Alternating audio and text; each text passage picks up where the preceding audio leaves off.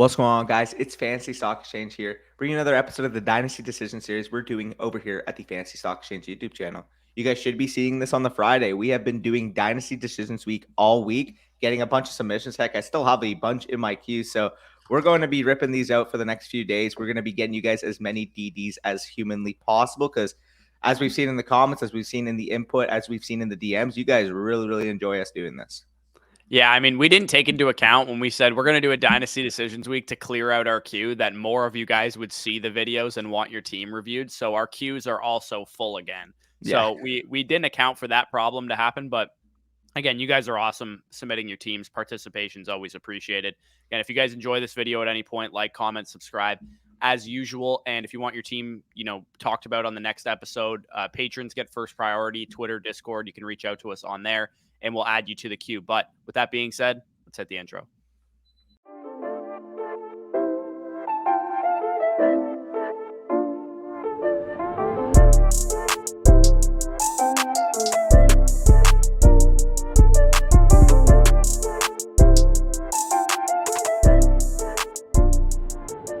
All right, so the first team that we got here is AJ's team, and this one's kind of unique. Number one, because we're in the league. So this is our Tone Setters League. He wants us to review his team, general advice, kind of what he would do or what we would do if we were in his position. But the tough thing about giving advice for this team is that we're actually both in the league. And also many of the people that are watching this video are probably in the league as well because it is our Tone Setters tier on Patreon. But what is your first impressions of AJ's team when you look at it? Yeah, no, I think he has a good foundation here. I mean, you've built young for the most part. Josh Allen, Kenny Pickett as your main two quarterbacks. After Josh Allen, realistically, you don't need much else at the quarterback core, but at least having Kenny Pickett there adds a little bit of a youth factor there. At running back, I mean, the one that is sticking out like a sore thumb would be Ezekiel Elliott, but we'll go on to the receivers and tight end before we get back to him.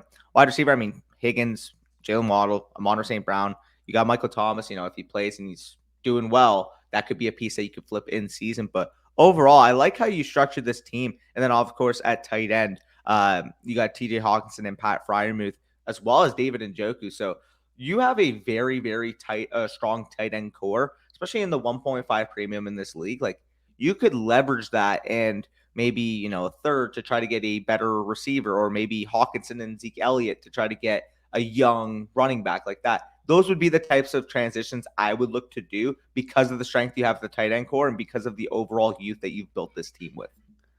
Yeah, the tough thing, I mean, for Ezekiel Elliott, he fell in the draft because all of us are out on him. So I'm not going to say like, hey, sell Ezekiel Elliott because nobody in the league is in on Ezekiel Elliott. But when it comes to when we actually get in season, like Danny kind of said with Michael Thomas, Tyler Lockett, maybe Jarvis Landry gets out to a nice start to the season, Ezekiel Elliott, you should have some trade chips. To me, this kind of looks at like a house money type of year because you do have a young foundation. I would try and offload some of your guys, though. During the season that are having good seasons, maybe Ezekiel Elliott. People will forget, even, what I would consider sharp players in our Tone Setters League. If Ezekiel Elliott's averaging 15 points per game or something like that, the first 3-4 games of the season, people will forget that he's, probably a little washed, and you could still probably get, at minimum a second rounder and like a young receiver or something like that who might be having a slow start to the season for Ezekiel Elliott. If we go into the season and Chris Olave is not even on the field yet for the New Orleans Saints or something like that, and Ezekiel Elliott has 17, 18, and 19 points per game the first 3 weeks of the season, you might be able to get a second round pick in Ezekiel Elliott and Chris Olave for Ezekiel Elliott in like a third or something. Yeah, I mean, I don't think. Okay. So you would give Zeke in a second for Love. Okay, I thought you meant it the other way around. I'm like, I don't think anybody would get that far. But yeah, sorry, I said that really confusing. I meant Ezekiel Elliott and a second for Chris Olave and a third. And then I just figured that now. Yeah, like if you could pull that type of move off, a young receiver, Olave, Sky Moore, a receiver like that is having a slow start this year. And as you kind of said, I mean, although we don't love Ezekiel Elliott, we don't like Ezekiel Elliott because of his injury concerns, because of his age, because of his overall workload. I mean, he's still insulated to a really good offense. He should still be first 4 or 5 weeks of the season, probably like the RB7, RB8 in fantasy. And at that point, and if you could have a little bit of a selling window, I feel like his value has been deflated to the point. I mean, shout out me and Corey for pretty much getting it to this point where nobody's going to be willing to buy in now. But he's a piece that's at least going to be movable in the season. Right now, he's almost immovable. But in the season, when people see the 20 touch per game workload that Ezekiel Elliott is giving you from an output standpoint, they're more willing to buy in at that point. But yeah, I mean, that would be the type of transition you could do. You have other young, talented running backs with Etienne and Cook heading that group. But I mean, if anything were to happen to Austin Eckler, or if Isaiah Spiller was able to play into, a pseudo 2 role on that team, you have somebody that could appreciate and value there at the running back position. And then, I mean, the wide receivers are just absolute gravy. I mean, I think you got very, very good value throughout the draft at the wide receiver position. Young core headed by Higgins, Waddle, and Amon is exactly where you want to be. You have your, as I kind of mentioned in the little intro to this team, a piece like Michael Thomas, where as soon as, similar to Ezekiel Elliott, as soon as people see that production back, as soon as Michael Thomas is back to getting 8, 9, 10 targets per game, everybody's kind of concerned about him right now due to the foot injury, due to the ankle injury that's kind of plagued him last 2 years. But as soon as Michael Thomas is on the field, you are flipping him for 1.25 to 1.4x the value that you paid for him. Yeah, and as a contender in this league, maybe I'd be interested in Michael Thomas. Again, it's an odd situation because we're both in the league. I would also try and, like Danny said, you have a strong tight end core. You should be able to sell one of those guys, I would say, Freiermuth or Hawkinson, and see if you can, parlay that into maybe a quarterback upgrade if you want to take Kenny Pickett and Freiermuth, the stack or whatever, and see if you can get a better quarterback. Or if you want to maybe take Pat Freiermuth, go after a wide receiver straight up for Pat Freiermuth, somebody in the, I don't know, I guess you already have a Monra on your team, but somebody in that territory would probably be who I'd be aiming for with Pat Freiermuth.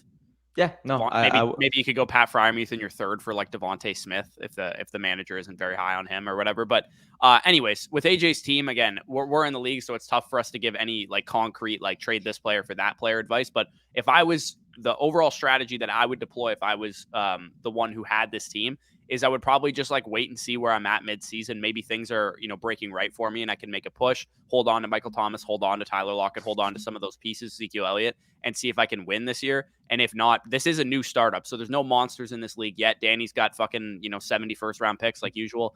And I would probably just wait and see where I'm at midseason. But for the most part, you have a young, strong foundation. Yep. No, I agree. We can transition to the next team that's going to be from Hayden. So a quarterback, he does have Lamar Jackson and Deshaun Watson. Running back, Javonte Williams, Antonio Gibson, etc. there. Wide receiver, Metcalf, Claypool, Sutton, Elijah Moore, Allen Robinson, Calvin Ridley, etc. there. And then at tight end, you do have Dawson Knox, along with this year, the 104, 109, 112 specifically, and all of his 2023 and 2024 picks. So I'll let you take it away with your thoughts on the team and then his overall questions that he has. Yeah, real quick, it's 12-team PPR, Superflex as well for the scoring format.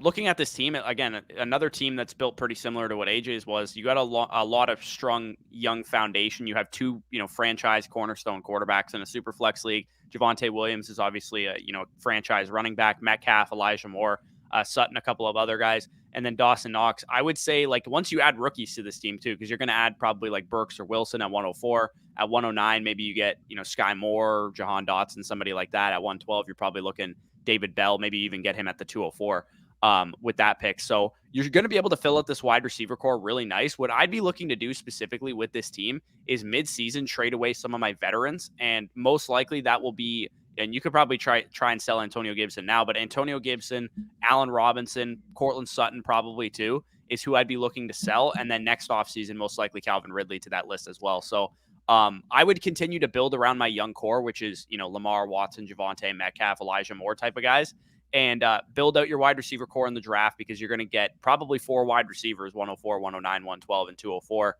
To add to this core and be able to continue to build out your running back core in future classes. Maybe you can parlay Allen Robinson and Antonio Gibson mid-season. You trade both of those guys away to a contender for like a 2023 first and second or something like that.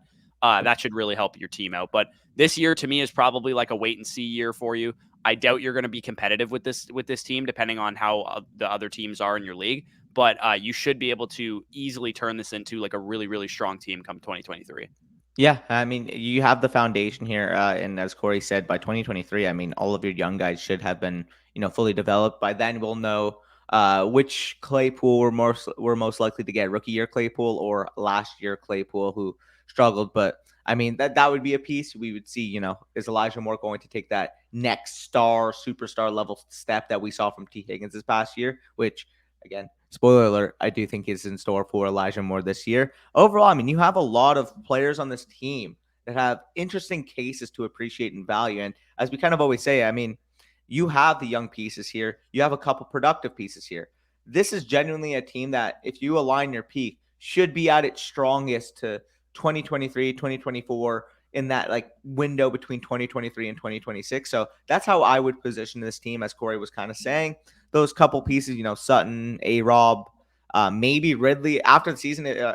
Honestly, I don't even mind holding Ridley, because for a productive struggle, especially a 1-year productive struggle, he is the perfect player to go out and acquire right now. If you know this year right now, you're not going to be able to compete in 2022, acquiring Calvin Ridley when his cost is so depreciated right now, and just either A, flipping him for value after he steps on the football field, or B, enjoying the top 10 level production you will get when Calvin Ridley is in fact on a football field. Especially, maybe he gets traded. Who knows what happens at that point? Maybe he's what? I think is he still under contract? Like, is it possible that a team just signs him? He is under contract.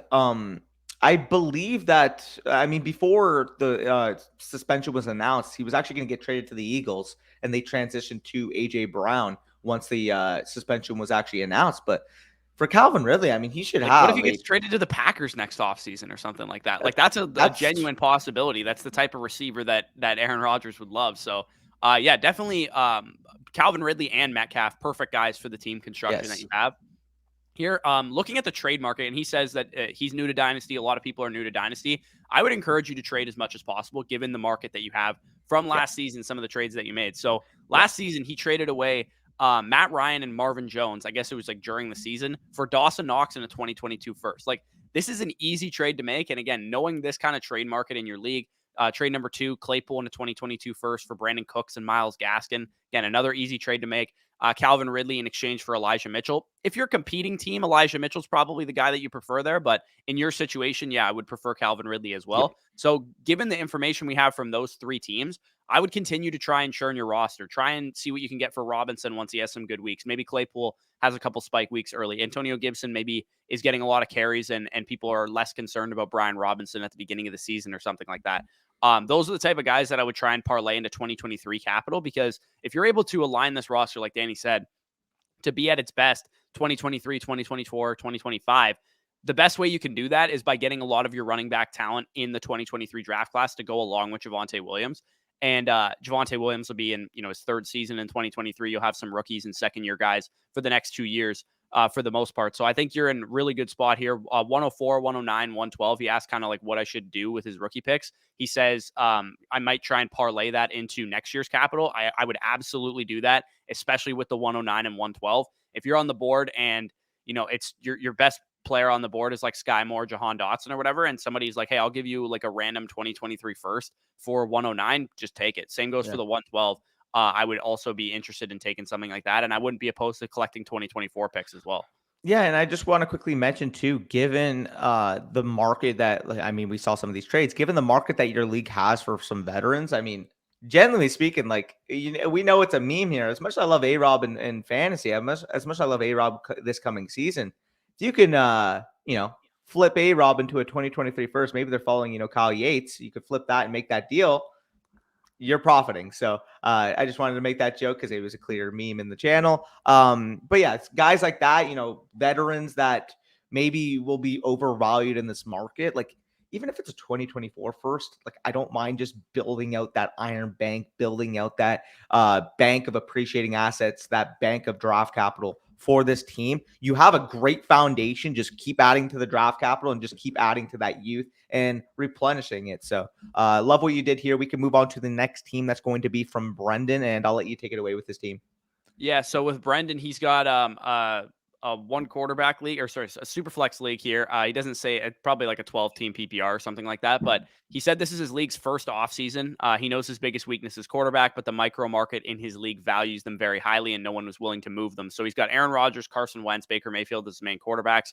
JT and Breece Hall as his top 2 running backs. Definitely not too shabby there. CeeDee Lamb, DJ Moore, Deontay Johnson mainly at wide receiver, Darren Waller and Pat Freiermuth mainly at tight end. So, and it looks like he has an extra first in 2023 as well. Doesn't have his 3rd in 2023, but he has 2 thirds in 2024. So overall, very strong foundation for this team. The one, thing I will say about this team, and you kind of do talk about it with the quarterback position being high priced on the trade market, it's going to be really tough to win with the quarterbacks that you have, especially in the long term, because Rodgers, we don't really know what his long-term future is, but you have a very, very strong foundation at running back and wide receiver. Yes, and I mean that makes it simple to me. If I hear you just mentioned now that your quarterback market is really insane and people want to like pay heavy premiums on quarterbacks, make this team into a 2024 dominant team. You have the basis at wide receiver. You have the basis at running back to make this team such a strong team. If you can, you mentioned strong market. If Aaron Rodgers can net you 2 1s and maybe you give up a 2 or whatever, like that could be a realistic deal. Again, if your league values quarterbacks the way they do, especially if they see, Aaron Rodgers, the quarterback 6 after week 4, and they're trying to push their chips and they're trying to win now, that would be the type of move that you'd be able to capitalize on. So you kind of mentioned that, and we can transition it to some of the trades he made as well, which is why I pointed out that they're willing to buy veterans in this league. You were able to get Breece Hall and CeeDee Lamb for Dalvin Cook, the 107 and the 207. Straight up right now, I would rather have either of the assets that you received over the Cook side. So the fact that you got both Lamb and Hall, go get your wife some flowers and enjoy that profit. Yeah, that's definitely a great move there. He also traded away Amon-Ra St. Brown, received a first and a third. I like Amon-Ra, but if you give me a random first for him right now, I'm probably smashing that. I traded away a 2023 third for Wan'Dale Robinson. So you basically mid rookie draft probably just traded away next year's third for Wan'Dale at 304. Wan'Dale should have been gone in the mid second round at the latest. So yeah, I definitely like that trade for you. He says he has a deal on the table for Breece Hall and a 2024 second that he could move for Trey Lance right now. Yes. And I personally would do that in a heartbeat. Yes. I know Danny would as well. He loves Breece Hall, so I guess it's pretty hard for him to do. The problem, or like the reason I would do a trade like that, is because it's going to be hard for you to compete with the quarterback core that you have, and you don't necessarily want to build around running backs. As good as Jonathan Taylor and Breece Hall are, I would probably gauge the market to see what Jonathan Taylor can fetch you as well. And if you can parlay Breece Hall and Jonathan Taylor, and like Danny said, retool this thing for like 2023, 2024. And you turn Breece Hall into Trey Lance with a 2024 second, and you turn Jonathan Taylor maybe into a quarterback as well. If you can get Kyler Murray, Lamar Jackson straight up for him or something, then I would probably do something like that and then just fill out my running back core in 2023. Maybe the type of move that you can do is potentially you target a contender. If they have, a Lamar Jackson, a Kyler Murray type, maybe you can parlay. Again, I don't know how realistic this is. Maybe from what I saw from Dalvin Cook, your league does value productive running backs. Maybe you can flip JT and Aaron Rodgers into one of those quarterbacks in a first, even if it's a 2024 first. Because at that point, you get the young, stud, superstar level quarterback. You'll already have Trey Lance in the wings as your quarterback too, who has that potential to. You could probably throw Waller into that deal and get 2 firsts. Yeah, if you can do that as well, that's something else you could do.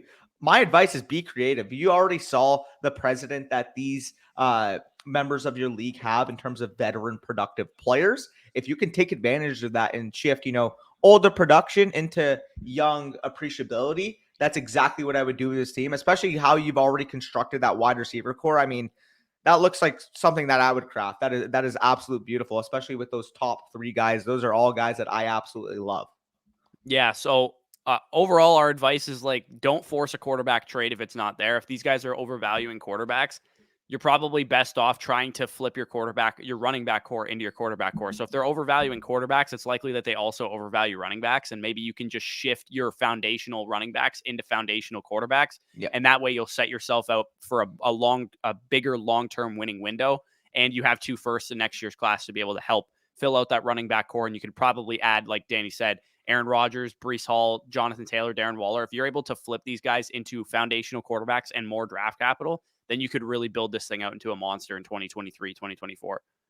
Yep, absolutely. So the next team we will be talking about is from Evangelical. He is struggling to decide whether he should be competing or continuing the rebuild. So I'll let you go through his team. Yeah, so Josh Allen, Jalen Hurts, Tua Tagovailoa, Jameis Winston, very strong quarterback core. There is a 10-team Superflex league. Wide receivers, CeeDee Lamb, Jalen Waddle, Terry McLaurin, Brandon Ayuk, Jerry Jeudy, Chase Claypool, pretty strong there as well. At tight end, Zach Ertz mainly as the most productive guy there. And then at running back, Antonio Gibson, Chase Edmonds, Tony Pollard. So a little weaker at the running back position, but he does have some Rachaad White, Tyler Algier guys on the bench. 2 firsts in next year's class and 2 firsts in 2024.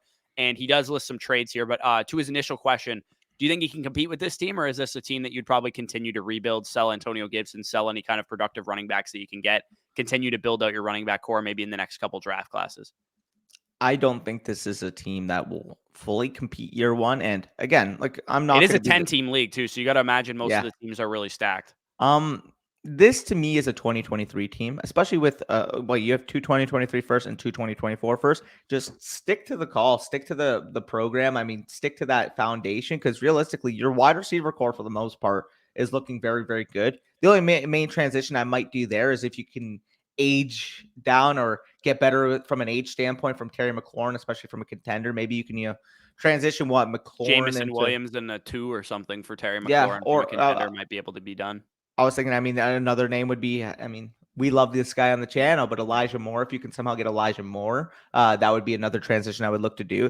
Overall, I mean, your quarterbacks are absolutely set. You make one transition at wide receiver, and you can make that longevity at the position really happen, especially with CeeDee Lamb, 23 years old, Jalen Waddle, 23 years old, Brandon Ayuk, Jerry Jeudy, 23 years old, Chase Claypool, 23 years old. You have a lot of youth on your side to make that wide receiver core a contending strong point of your team for the next foreseeable future.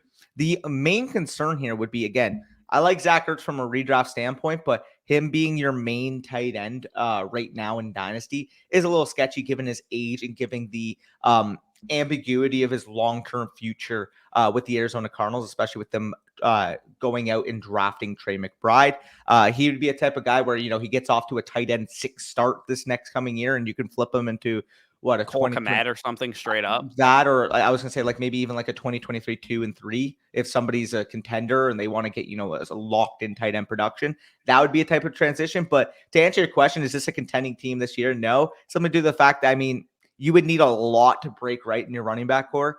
Because like Zeke would have to go down, Pollard would have to be an RB1, Gibson would have to be at least an RB2, and Rachaad White, Tyler Algier, one of those guys would probably have to see a feature workload along with Chase Edmonds. I would say that you're probably not likely to compete this year, although the quarterbacks that you have are definitely and very the wide good receiver core. If it was just your quarterback and wide receiver core, I think you'd have a competing team. It's just the tight end running back position's a little bit sketchy there. He also has some trades that he did to get to this position. We'll kind of just rattle these off one by one.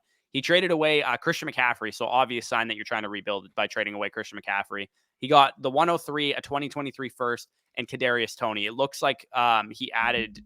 Okay, so he hasn't had his rookie draft yet by the looks of it either. So it looks like he's going to be adding rookie picks to this team because I don't see, outside of Justin Ross, I don't see any rookies on his team unless he did trade away all these picks, which it looks like is potentially what happened. He also got, Kadarius Toney, 2023 first and 103 for Christian McCaffrey. I think that's a great move. Yep, phenomenal move. We can move to the next deal because, that's exactly what I would preach to do in that situation. You're able to flip the 103 for the 105 and the 109. Yeah, like let's talk about this real quick.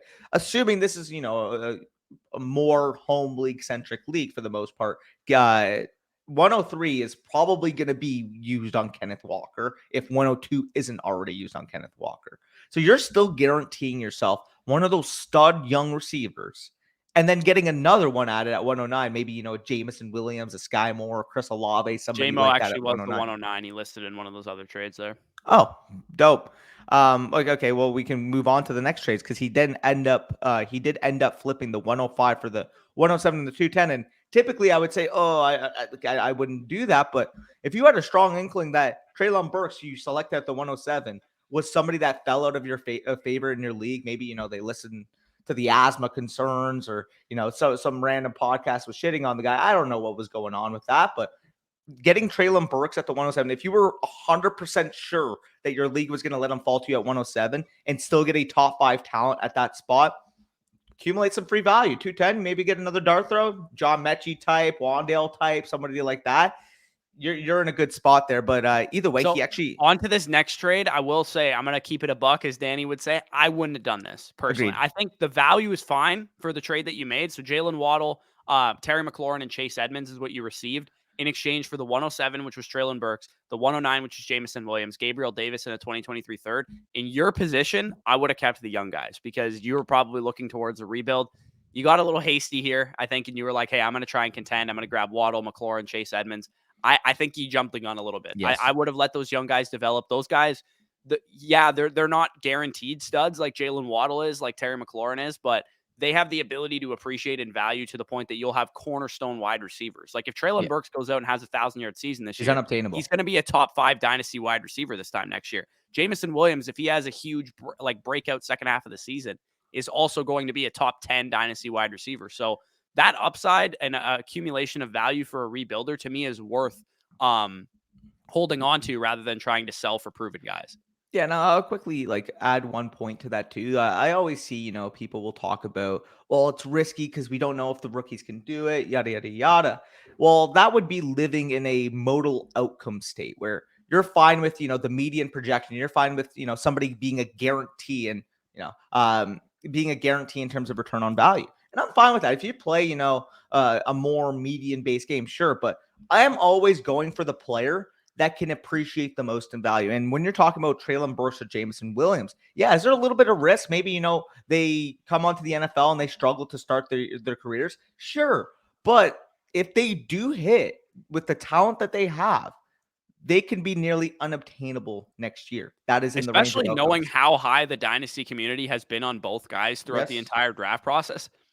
Maybe you're in a home league and that doesn't matter, but if you're in a league where people follow dynasty content, they'll know that these guys have gone up in value tremendously if they have great rookie seasons. So yeah, like I said, I probably wouldn't have made that move. He also says I'm considering trading a 2023 first and Chase Claypool for Alvin Kamara to try and contend. No, don't do that. You're jumping the gun here. If you want to be patient with this because you have the foundation. Again, I probably wouldn't have done that McLaurin trade, that Waddle trade. I would, like Danny said, see if you can get younger at wide receiver, try and negate that a little bit with Terry McLaurin.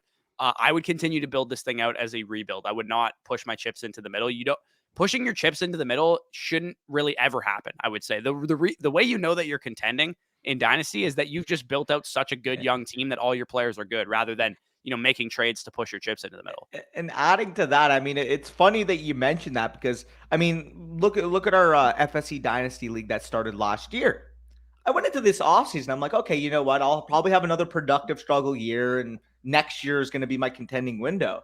And then I looked at my team post draft. I'm like, wait, I can actually fucking compete.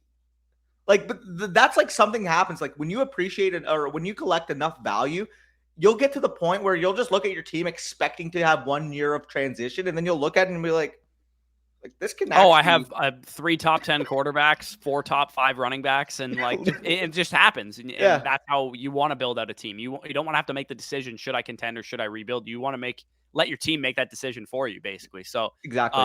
That's, again, I would be more patient with the rebuild. I probably wouldn't have jumped the gun a little bit, but we spent a lot of time on Evangelical's team. Let's move on to Phillip's team here. 14 team, 1 quarterback league. Zach Wilson, Jared Goff, Davis Mills mainly at quarterback, Breece Hall, Tyler Algier, Kenneth Gainwell, etc. at running back, Garrett Wilson, Amon-Ra St. Brown, George Pickens at wide receiver. Not much going on at tight ends. Doesn't have his 2023 first, 2 2023 seconds. He has his 3 and 4, and then doesn't have his first in 2024 as well. So, I mean, right off the bat, you got to rip this thing to shreds. Yes. This team can't compete. It's not a whole lot of depth on this team. There's not a whole lot of young, there is young talent because you just drafted Breece Hall and Garrett Wilson, and you have some other young guys as well. But man, anybody and everybody is up for sale for me. This team is 2025 bound in terms of when I'm trying to compete with it, especially in a 14-team league. In a 14-team league, teams aren't going to be quite as strong, but realistically, you're only guaranteed fantasy point production on this team is Amon-Ra St. Brown.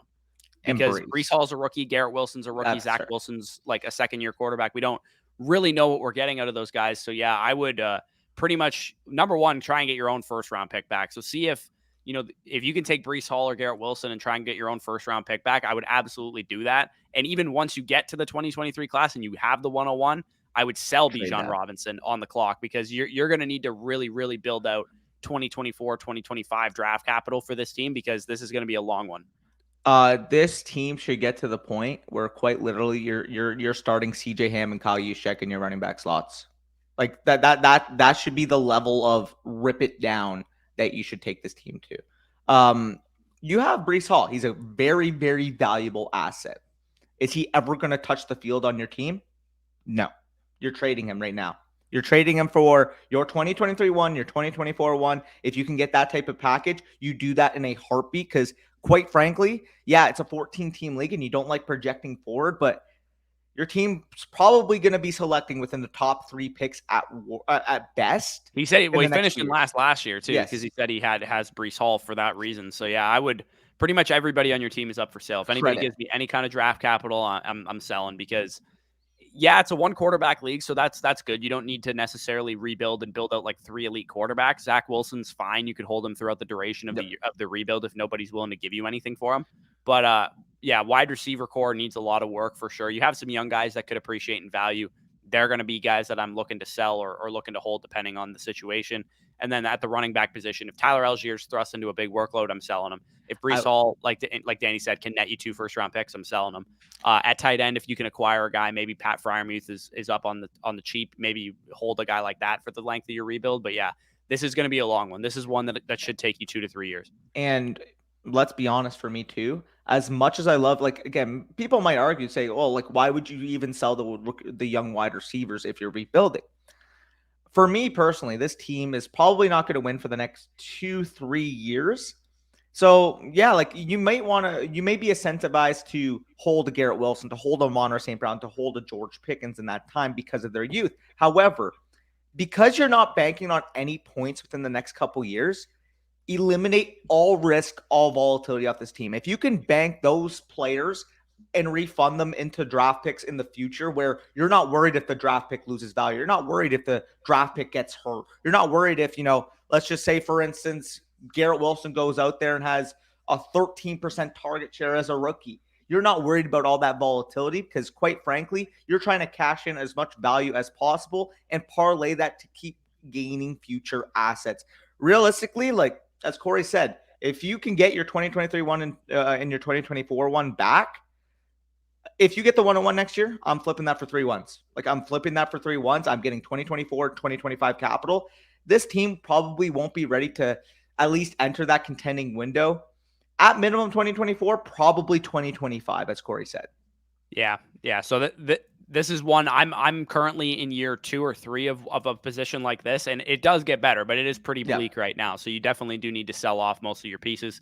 Let's move on to the next team, which is Cucuru's team, 12-team Superflex PPR league. Josh Allen, Derek Carr, Justin Fields mainly at quarterback, Gibson, Akers, Damian Harris, etc. at running back. He has Garrett Wilson, Darnell Mooney, Robert Woods, Tyler Boyd, OBJ at wide receiver. Not a whole lot after that. Darren Waller as his main tight end, has a couple guys on his taxi squad, has his own 2023 first, second, and then also has an extra second but no third in 2023 and an extra fourth as well. So he basically wanted to ask, how would you turn this team around? He thinks it needs a rebuild because he wasn't competitive really at all last year. I would say mainly due to injuries for the most part, looking at your team. And had the 102, flipped it for a bit extra value, got Wilson at the 105. He said, I've been in trouble getting what I think some of my players are worth. So what would be your tips? So for starters, I would say feel free to reach out to us anytime you want to do trades or whatever. We can definitely help you out if you have problems evaluating some of your players. But for the most part, I would say looking to turn this team around would probably start with selling Antonio Gibson and probably Cam Akers as well. Yep. And probably Derek Carr too. I think Josh Allen, Justin Fields are guys that you foundational dudes you want to maybe hold on to. Darren Waller and Derek Carr is a nice little stack that you can maybe sell to a contender in need of another quarterback and a tight end. Maybe they're willing to give you, a first in 2 seconds or something like that for that. I think you could probably get 2 firsts for that stack. Yeah, definitely. And maybe just throwing Robert Woods to that stack as well, just to sweeten the pot a little bit more. Maybe Tyler Boyd if they need some wide receiver depth. Yeah. Between Carr, Woods, Boyd, Darren Waller, a couple guys, Gibson, and maybe Akers as well, I'd probably be looking to retool this thing for sure. You do have your own 2023 first next year too, which is definitely good because then you can tank your own pick, obviously, and get yourself a high-level asset, maybe another quarterback, maybe a wide receiver, maybe you get the 101 and you have Bijan Robinson staring you in the face or something. But I would definitely probably retool this thing. I don't think this is going to be a very competitive league, a competitive team, especially considering you said this league is not in its first season too, so there's probably some teams in this league that are very, very strong. I would probably retool this. Yep. No, I agree. In terms of, specifics, retool it, Gibson, Akers, Derek Carr. As much as I like Darnell Mooney, maybe Darnell Mooney goes out there. He's commanding a 28% target share on the Bears, and somebody's willing to give you a 2023 one for him. that's a transition I'd be able to move. And you mentioned Darren Waller too. That is a prime player, especially if you attach him to Carr and inherently give someone a stack that could be, one of the better stacks in fantasy football. They're willing to pay a little premium just for that stack appeal. Yeah, for sure. So, not much else that I'd have to say on this team. Again, just probably sell off some of those pieces. You do need to rebuild this thing though. Looking at face value, you said I think it's a good move for one though that you moved down from 102 and got the some extra value to still secure Garrett Wilson. It depends what that was. Maybe it was that second rounder, that 2023 second. I think that's a fine trade to make. So let's move on to Dylan's team. Fantasy starts and sits on Twitter. 12-man, one quarterback league. He's got Lawrence, Zach Wilson, Kirk Cousins at running back, Chubb, Dobbins, ETN, Montgomery, A.J. Brown, Godwin, Mike Williams, etc. at wide receiver. T.J. Hawkinson is his main tight end. He has the 108 this year and all future picks. So looking at this team, he basically wanted some advice on how to approach his rookie draft and also to evaluate some of the trades that he made. He made a trade mid-season. Obviously, mid-season, J.K. Dobbins had torn his ACL before the year. He was able to buy low on him with Zach Moss and Michael Gallup. Great move there. Like, that's one of the biggest advantages I see in Dynasty every year is during the season buying low on injured players that are out for the year because they always, or maybe it's in Deshaun Watson, Calvin Ridley situation, they're like suspended or they're just like exempt or something. There's always an advantage to out of sight, out of mind, I find, for elite players especially. And J.K. Dobbins looked like he could have potentially been an elite running back this year before he tore his ACL. Giving up Moss and Gallup eventually tore his own ACL. Like, it definitely worked out for you, I would say. I'm glad you mentioned that point. People want instant gratification. People want to see their players producing production right away. If you're able to buy low on elite talent, or, I mean, that's kind of what I mentioned with acquiring 2024 draft capital. You guys probably would have already seen that video a few weeks ago.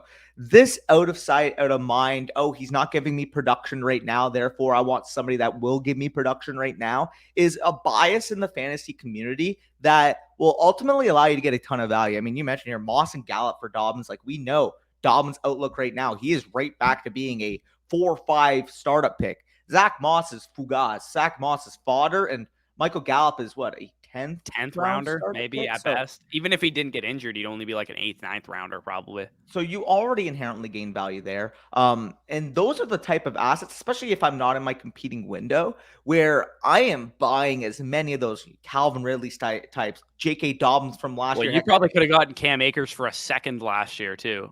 Yeah, no, exactly. So great move here. He also just made another deal. He was able to ship off Chris Godwin, 2022 second and a 22 fourth in exchange for Rondale, a 2023 first and the 105.